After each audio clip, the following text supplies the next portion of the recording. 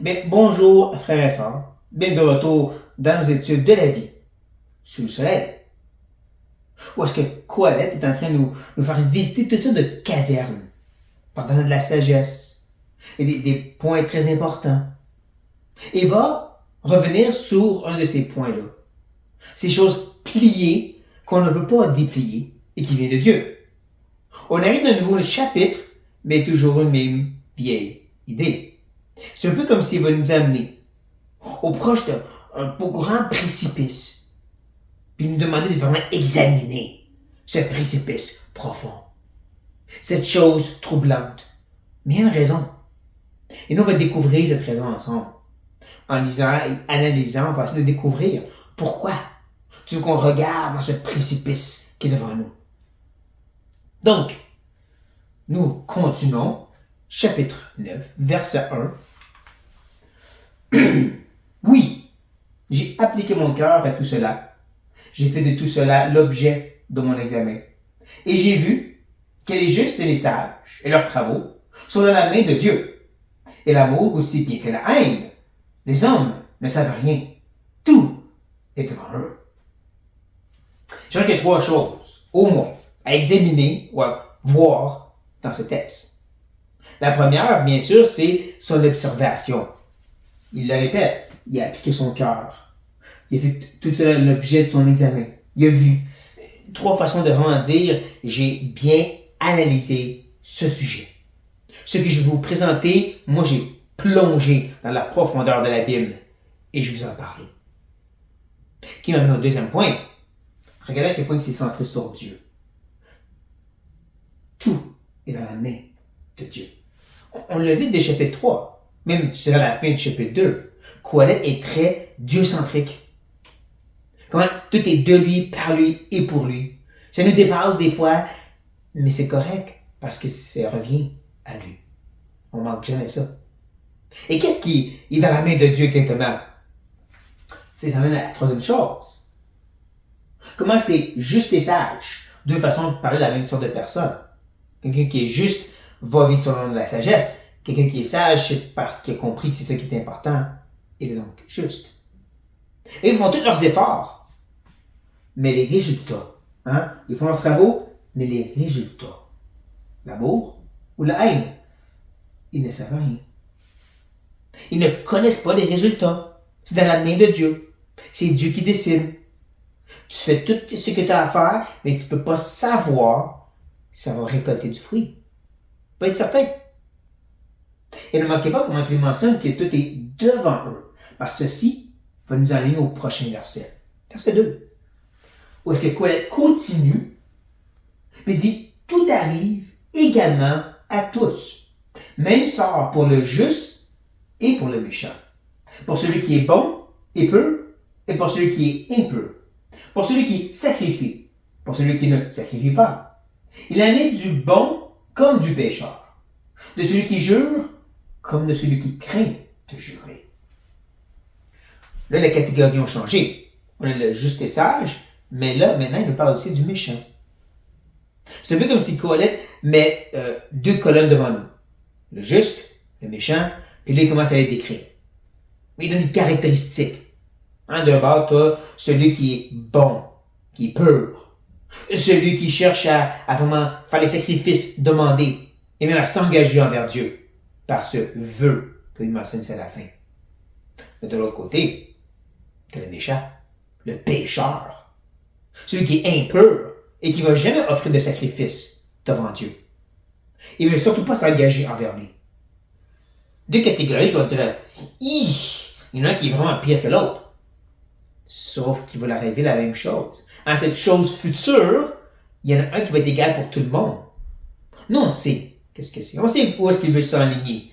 N'empêche, on veut suivre le cheminement et voir la grande révélation qu'il va nous donner au verset 3. Quelle est cette chose? Cette chose qui arrive autant aux justes qu'aux méchants? Ceci est un mal parmi tout ce qui se fait sous le soleil. C'est qu'il y a pour tous un même sort. Aussi le cœur des fils de l'homme est-il plein de méchanceté, et la folie est dans leur cœur pendant leur vie. Après quoi, ils vont chez les morts, car qui est est exempté? Comprenez, en demandant qui est exempté, il est en train de dire personne. C'est une question qui se répond toute seule. Voici la chose fâcheuse qu'il a déjà mentionnée et qu'il répète encore. Le grand égalisateur qui vient de Dieu, tous vont mourir. Et on ne sait pas quand. Je pense que vous avez vu un peu l'effet pendule. Verset 1, il parle que du juste qui est sage. Verset 2, deux catégories. Juste, méchant. Verset 3, juste le méchant.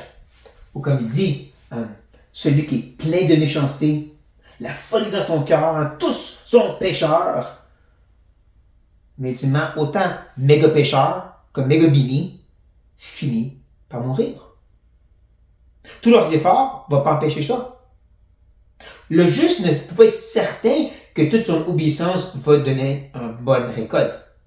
Autant que le méchant ne peut pas être certain qu'il va être maudit et puni par Dieu. Mais tous vont mourir. Tous vont arriver à la mort. Et c'est là qu'on se pose la question. Pourquoi qu'il revient encore à cet abîme? Pourquoi qu'il parle de ces deux personnages et comment les deux vont tomber dans ce précipice? Et c'est ça que les versets 5, 6, 7, 4, 5, 6 vont répondre. Ils vont répondre à cette question. Où est-ce que Kohelet va venir? On va explorer un peu plus cette réalité de la mort. C'est rare qu'il fait ça. Donc on va vraiment le suivre dans son exploration. Il continue en disant, pour tous ceux qui vivent, il y a de l'espérance. Et même un chien vivant vaut mieux qu'un lion mort. Il faut être probablement saisi par cette petite image qu'il donne, cette mini-parabole. Parce que pour un juif, un chien, c'était le pire des animaux. Presque autant qu'un cochon. C'était impur. Un peu comme de nos jours, on pourrait dire un rat ou une croquette. C'est vraiment impur. Pourtant, il dit, celui qui est vivant est mieux que le lion. Lion était puissant. Le roi de la jungle. Même que des fois, Dieu va parler d'Israël comme s'ils sont un grand lion. Donc, c'était incroyable. Mais encore, le chien vivant est mieux que le lion mort. Pourquoi? Parce que comme il dit, quand tu es en vie, il y a de l'espérance. Mais l'espérance, pourquoi? Bonne question. Continuons à explorer ensemble.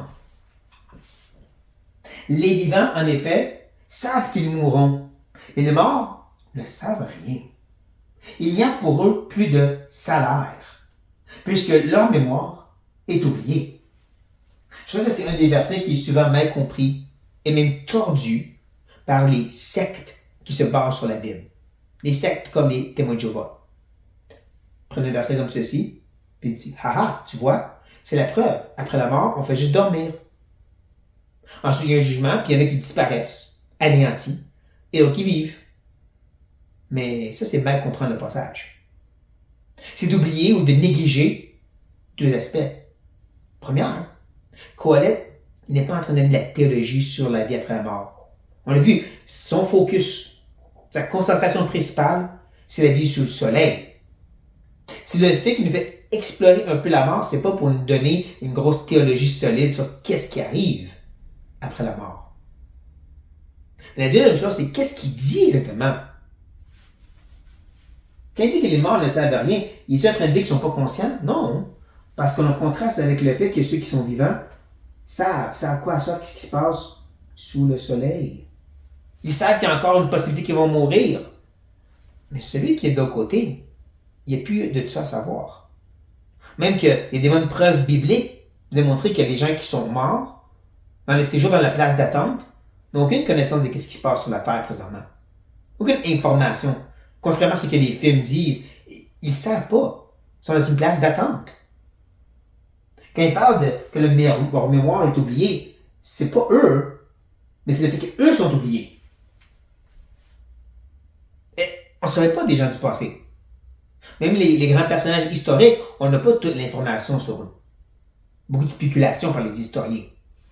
Et pense à ceux qui n'ont jamais été connus. Un serviteur de Napoléon, on ne connaît même pas. Sa mémoire est oubliée. Mais le plus important, c'est quand il parle de ce salaire. Pensez pas à argent. Pensez à un mot, synonyme, que Kohelet ne cesse d'utiliser depuis le début. Le gain, le salaire, le palpable. À ce moment où on veut saisir le but de la vie et que tout est hevel, insaisissable, nous on recherche ce palpable. Mais pour le mort, il est trop rare. Juste le vivant peut encore saisir le palpable. C'est ça qu'on a en tête quand il arrive au dernier verset de notre texte et qui dit ceci. Et leur amour, et leur haine, et leur envie ont déjà péri. Et ils n'auront plus jamais aucune part à tout ce qui se fait sous le soleil. Je crois que vous reconnaissez tout de suite ces deux mots-là. Ils ont commencé notre texte. C'est là qu'on voit qu'il est en train de fermer la boucle. C'est pour ça qu'on met ces versets ensemble. Il a commencé en parlant de ce juste qui est sage, qui ne peut pas savoir son futur. Surtout en rapport avec la mort. Quand va-t-il mourir? Et qu'est-ce qui va en être? Parce qu'après la mort, il est trop tard. Il est trop tard pourquoi? Encore, aucune part. Un autre de ces synonymes qui parle du palpable. Je crois pas que Colette est en train de dire ici que tu peux plus faire de l'argent parce que tu es mort. Profites-en maintenant. Non. Au contraire, il est en train de dire que tant que tu es vivant, tu peux te mettre en règle avec Dieu. Parce que c'est ça le palpable. C'est ça la part, le salaire. Il n'arrête pas de montrer, c'est cette relation avec Dieu. Quand tu es mort, c'est fini. C'est important parce que les gens du temps de Salomon avaient des pensées différentes. Il y avait des notions de réincarnation, mais il y avait surtout des notions que quand tu meurs, c'est là que tu vas dans un gros cheminement. Ou est-ce que tu peux aller entre une place de tourment ou une place de bénédiction après la mort. C'est là, ce que tu faisais là, comment tu agissais là, qu'elle a tout décidé. Salomon dit non, là il va être trop tard. Comme je l'ai mentionné, je crois vraiment qu'en partie, ce livre, cet écrit, était apologétique, ou si vous préférez, évangélistique. C'est un effort pour rejoindre les autres peuples, philosophes et non-croyants, pour leur dire, c'est maintenant le temps de se mettre en règle avec Dieu. Après, il est trop tard. C'est maintenant de faire le palpable et de trouver une raison d'être qui est bien sûr Dieu. Parce qu'après, c'est fini. Je dis évangélistique parce qu'on fait la même chose, n'est-ce pas? On dit aux gens, attends pas. Pas dans le sens, fais la prière, parce que c'est pas la prière qui sauve, mais reconnais que tu es un pécheur. Repens-toi, tourne-toi vers Jésus pour être sauvé. Et n'attends pas, parce que tu ne sais pas si tu vas être encore en vie demain. Qui est vrai. C'est vraiment un appel qui, je peux dire, de l'ancien jusqu'à le nouveau. Et en tant que chrétien, on a aussi un message très similaire. Paul qui dit qu'on doit racheter le temps parce que les jours sont mauvais. Qu'on doit reconnaître à quel point que cette vie sur la terre, elle peut être courte.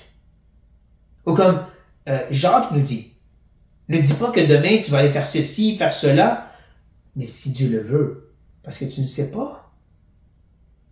Et c'est triste qu'on vit dans une culture, une société en grande partie, en Amérique du Nord, où est-ce qu'on pense que on va pouvoir planifier le futur de nos enfants, puis ma retraite, puis même mes vacances de cette année. Mais tu ne sais même pas si tu vas mourir demain. Pas pour dire qu'on ne devrait pas avoir des plans. On ne devrait pas chercher à préparer des choses. Mais qu'on doit quand même avoir cette mentalité, si tu meurs demain, et tu es prêt de rencontrer ton Seigneur. N'oubliez pas que ce que Paul dit dans 2 Corinthiens, qu'on doit se rendre devant Christ et qu'on va recevoir selon le bien ou le mal qu'on a fait. Pas le mal comme péché, le mal comme vanité, inutilité. Comment tu utilises ton temps sur terre, ton argent? Encore, c'est pas l'effet de mériter des choses ou de perdre ton salut. Mais c'est quand même cette idée que tu vas avoir des comptes à rendre à Dieu en tant que croyant. Comment est-ce que tu as vécu? Parce qu'après la mort, il est trop tard. Que ce message pèse sur nos cœurs, chers frères et sœurs. Encore, comme Paul a dit, rachetons le temps, car les jours sont mauvais. Sur cette note, soyez bénis.